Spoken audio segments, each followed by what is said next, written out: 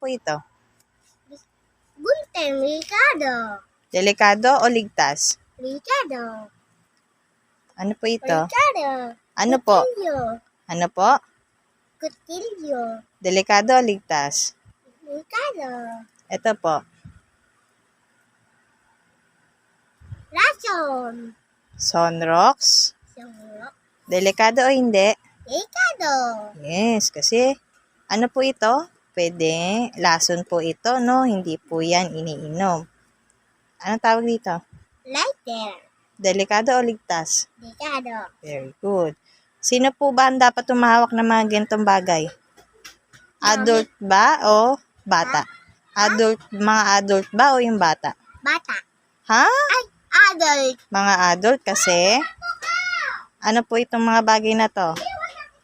Delikado o ligtas? Ricardo.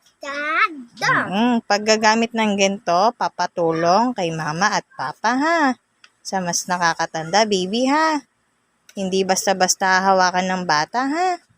Naintindihan po?